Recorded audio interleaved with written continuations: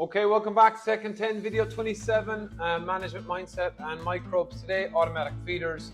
The big thing feedback I get from people is the time saving with automatic feeders. Not everyone loves them, but generally when they're put in on farm and managed correctly, especially with people shortages, labor shortages, they work really well. They have their challenges, but I'm a big fan. I suppose when they're run well, they can be really consistent. They're consistent around feeding the same powder water each day. If the feed curves are correct, they can work really well as well when we look at more feeding or just consistent feed curves and that slow transition we talked about weaning before. Data, again, you have to look at calves, but the data on slow drinkers, not drinking, that's all very useful. So if you can look at that data, it's an extra tool in spotting sick calves. Milk replacer choice is really important. You need a quality replacer going through the feeder, but it also needs to be calibrated. In advance of calving, it has to be serviced.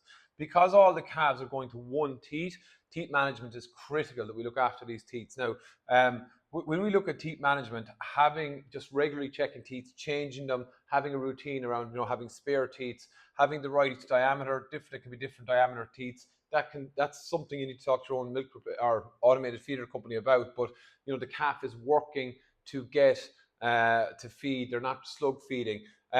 Again, if you've got lots of calves queuing, that can lead to bullying, slug feeding, and digestive issues. The big things I see with digestive issues is when there's incorrect calibration. Really look at the feed curve that it's correct. When do people put calves on the feeders? It varies massively from 3 to 4 days, 5 to 7 days, and some people will obviously, if you're buying in calves, will be later. An optimum time seems to be in dairy farms 5 to 7 days. Training pens work well, patience and time, but when calves are on it, work really well. We think about calibrating the machine, knowing how to calibrate, opening up that drawer to make sure that there's not milk caking there, that it's consistently doing it, having it serviced at the end of the season and beginning of the season, clean water going in, so we're mixing hot water, milk powder, so knowing that the water is clean, doing a water test I think is recommended at the source. So if we've got header tanks, cleaning them out in advance, but clean water going in, and then the correct detergent used. Again, you can talk to your automated feeder company about that. That's really important. I feel that automated feeders work really well, but they have to be managed correctly. And again, I suppose when we think about mindset, spending money that saves time is a great investment. We look at people contracting work and other work we can outsource so we can focus on really important jobs. I think automatic feeders, we're just going to see more and more of them. One trend that I think is interesting is automated feeders feeding whole milk. I see more feeders doing that. So you're getting the benefits of whole milk, but it's automated. I think that's something more people may be doing.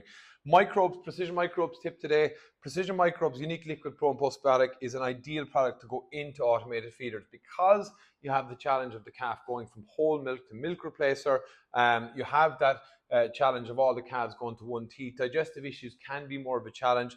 A product like Precision Microbes, it supports digestive health, reduce digestive upsets, particularly in the first weeks on the feeder. As a performance product as well, from an average daily gain and calf health point of view, it's a really nice product and it can be fed through automated feeders, but you do need a liquid dispenser. It needs to be calibrated in, and more farms are really reporting positive benefits on automated feeders with Precision Microbes. So that's video 27. 3 days left, video 28 tomorrow.